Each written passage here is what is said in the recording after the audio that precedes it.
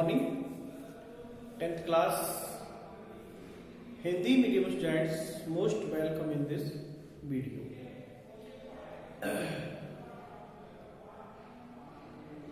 सभी हिंदी माध्यम के छात्र ध्यान दें, हम बात कर रहे थे पार्ट नंबर 12 प्राकृतिक संसाधन। इस पार्ट से 6 अंक के क्वेश्चन आएंगे और इन 6 अंकों में हो सकता है क्वेश्चन 4+2 हो या 3+2 हो, ऐसा ब्लूप्रिंट में आएगा जैसे ही मैं आपको अवगत करा दूंगा। ठीक है, पिछले वीडियो में मैंने आपको जो टॉपिक छोड़ा था कि वन्य जीवों का संरक्षण कैसे किया जाए और उनके उपाय क्या है, उन उपायों को ध्यान में रखते हुए कि वन्य जीवों का संरक्षण कैसे करें, किस प्रकार पेड़ों को और वन्य जीवों को बचाया जाए, इन सब बातों से संबंधित एक और क्वेश्चन कि वन्य जीवों को बचाने का उपाय की जो झूम खेती है उस पर रोक लगनी चाहिए। तो आज मैं आपको सबसे पहले तो यही बताऊंगा कि झूम खेती क्या है। तो आज का टॉपिक सबसे पहला मैं ये लेता हूं, झूम फार्मिंग या झूम कृषि या झूम खेती। झूम फार्मिंग, झूम खेती किसे कहते हैं, झूम कृषि किसे कहते हैं, इसको ध्यान से आपको समझना होगा बेटा। देखिए, आदिवासी क्षेत्रों में आज भी ऐसे विशेष क्षेत्र हैं कि उन विशेष क्षेत्रों में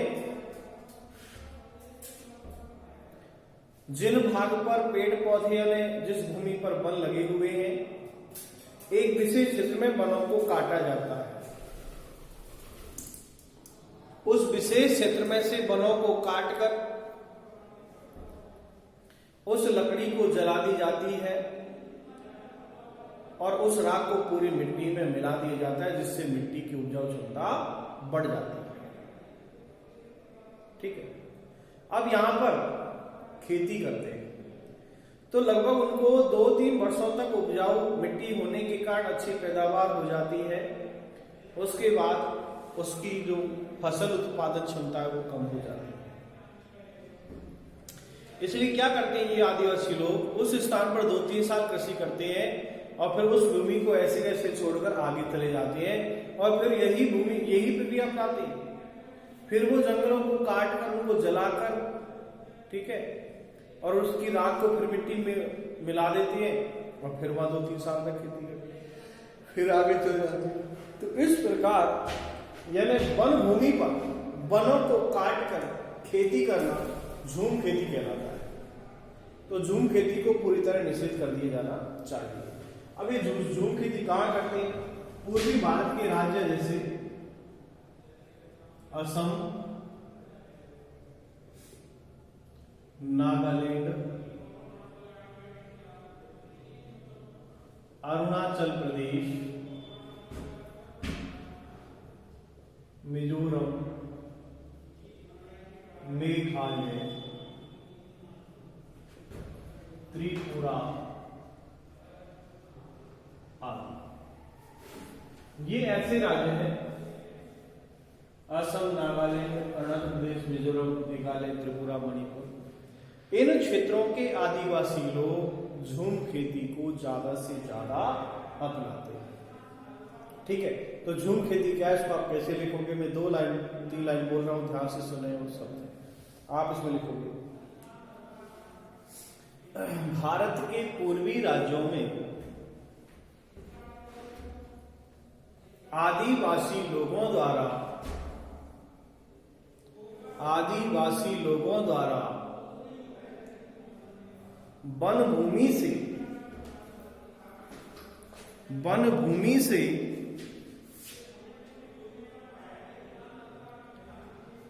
एक विशेष क्षेत्र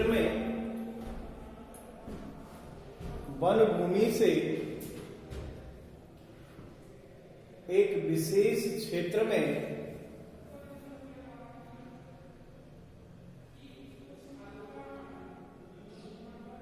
वनों को काटकर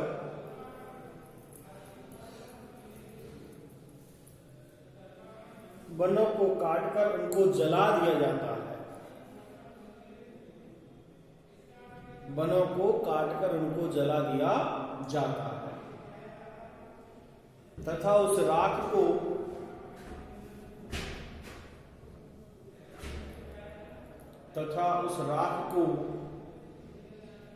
मिट्टी में मिला दिया जाता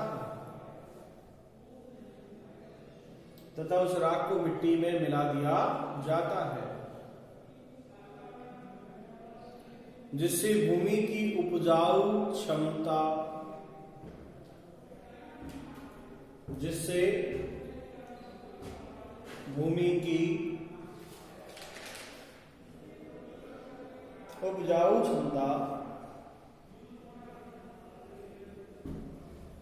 बढ़ जाती है।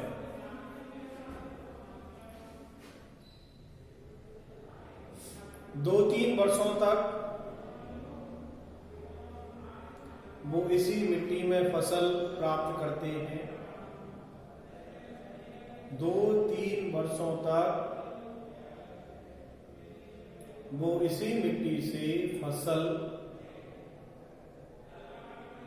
प्राप्त करते हैं।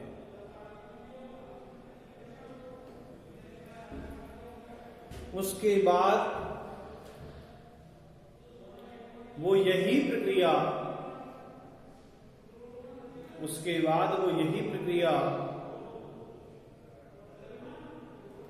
आगे वन भूमि में अपनाते हैं।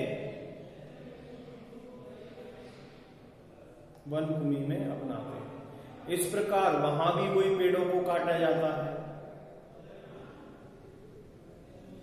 और यह प्रक्रिया निरंतर चलती रहती है। इस प्रक्रिया को झूम खेती कहते हैं। झूम खेती या झूम कृषि कहते हैं।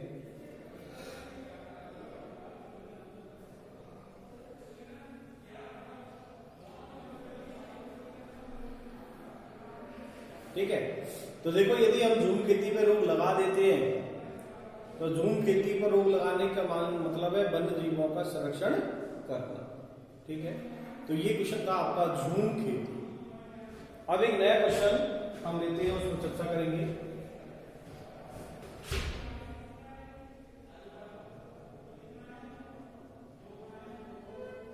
सामाजिक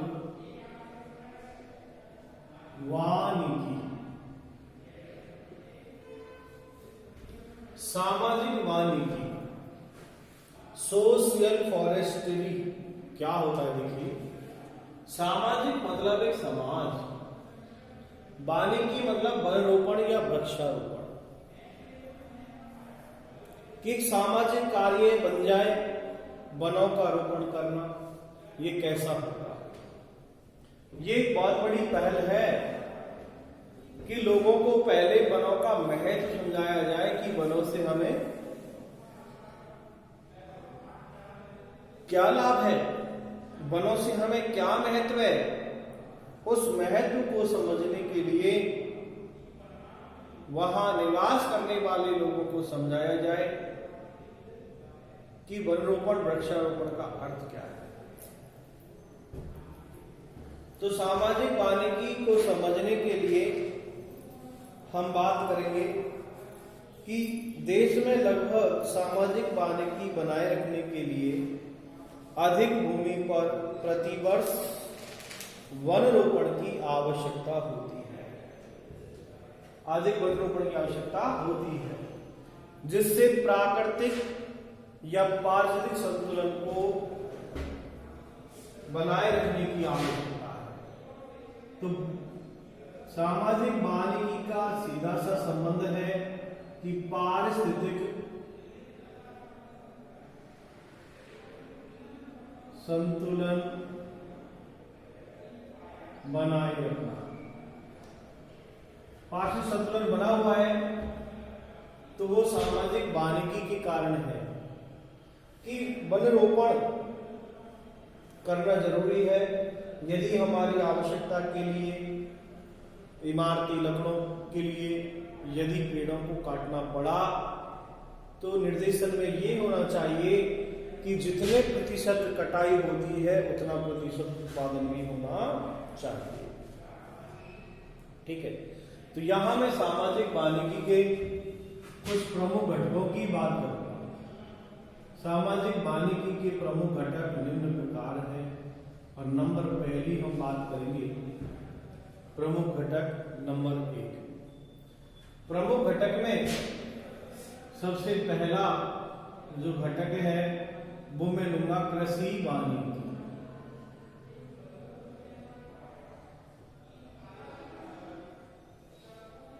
कृषि वानिकी। अब कृषि वानिकी यानी एग्रीकल्चर फॉरेस्ट्री, इसका मतलब क्या है? कृषि के साथ साथ वन रोपण करना। कृषि वानिकी कृषि के साथ वन रोपण सबसे पहला घटक है कि सामाजिक वानिकी में पहला घटक कृषि वानिकी। कृषि वानिकी का मतलब कृषि के साथ साथ वन रोपण करना।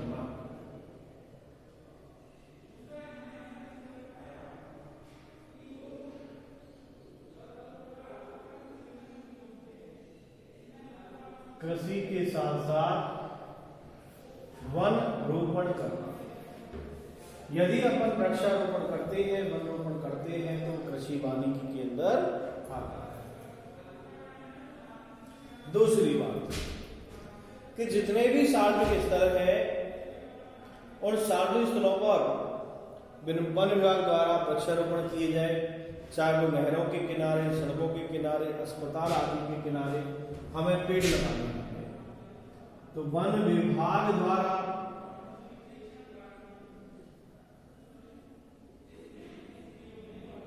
नहरों, स्कूलों तथा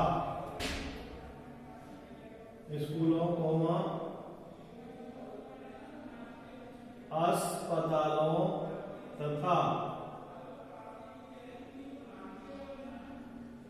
तथा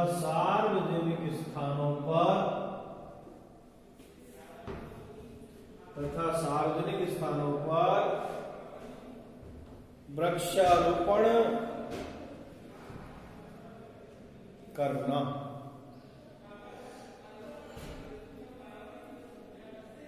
वृक्षारोपण करना।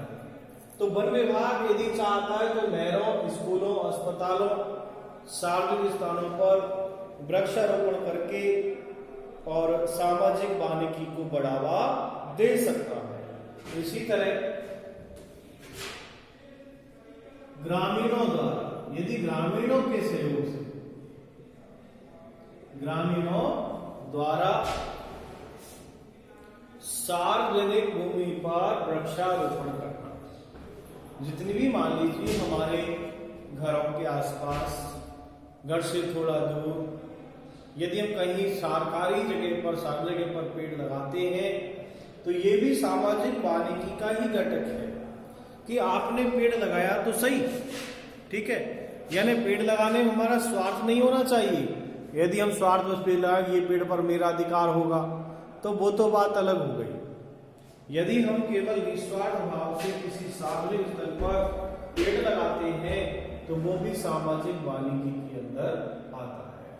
तो देखिए यहाँ मैं आपको 2 क्वेश्चन करा चुका हूं, झुंड खेती और सामाजिक वानिकी। सामाजिक वानिकी में आपने भाई सामाजिक वानिकी जरूरी तो पारिस्थितिक संतुलन बनाए रखने के लिए है। और पारिस्थितिक संतुलन क्या होता है कि जीव जंतुओं का अपने वातावरण के साथ परस्पर संबंध, कि जीव जंतुओं से हमारा संबंध क्या है, वो संबंध को व्यक्त करता है पारिस्थितिक संतुलन। ठीक है। सामाजिक जो वानिकी है उसके प्रमुख घटक आपके सामने है। कृषि वानिकी, कृषि के साथ साथ वन रोपण करना, वन विभाग द्वारा नहरों, स्कूलों, अस्पतालों एवं सार्वजनिक स्थानों पर वृक्षारोपण करना। और नंबर 3 ग्रामीणों द्वारा सार्वजनिक भूमि पर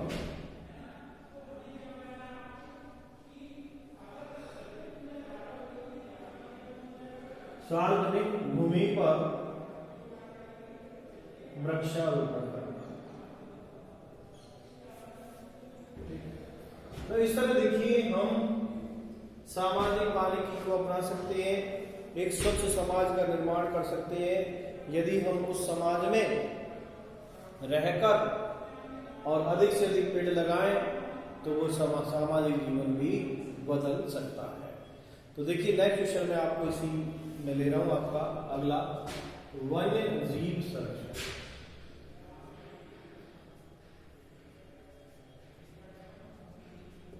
वो वन्य जीव था, ये वन्य जीव संरक्षण आंसर मिलते जुलते, इसलिए कोई बड़ी बात नहीं है। वन्य जीव का मतलब होता है वनों में पाए जाने वाले जीव, और इन वनों में पाए जाने वाले जीवों का संरक्षण कैसे किया जाए। ठीक है, तो देखिए सामान्य रूप से सुन लीजिएगा, सामान्य रूप से जो वानिकी है, वृक्षारोपण है, वो उन जीव जंतु के लिए प्रयुक्त होता है जो प्राकृतिक आवास में निवास करते हैं, जैसे हाथी, शेर, गैंडा, हिरण।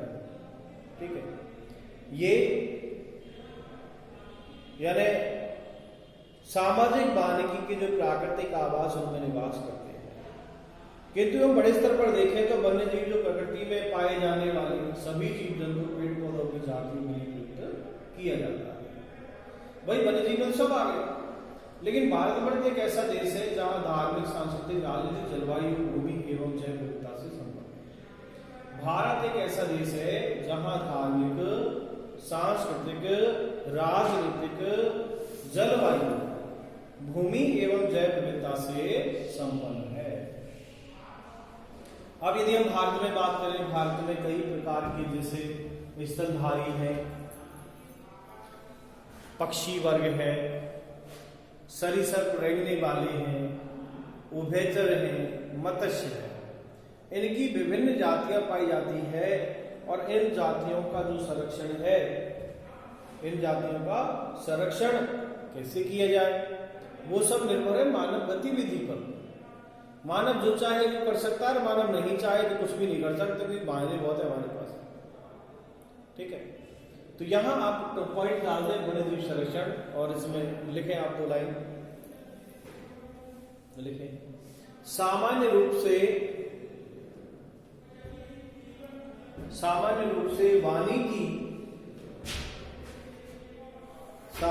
से वानिकी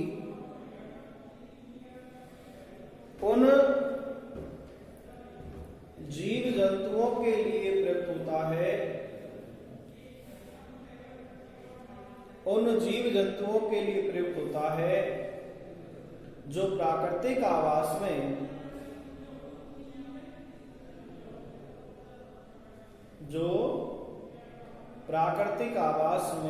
निवास करते हैं।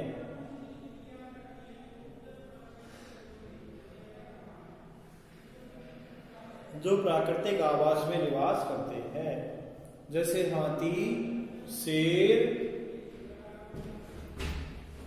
जैसे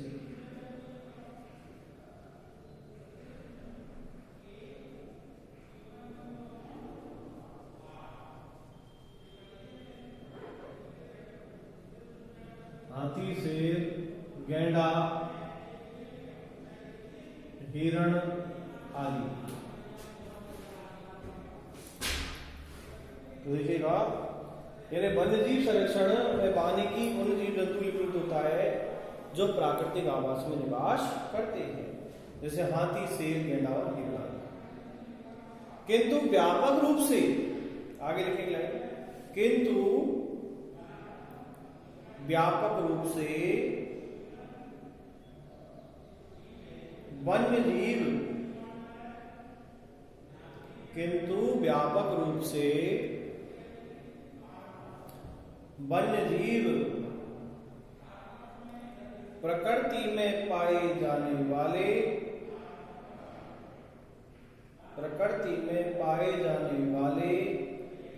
सभी जीव जंतुओं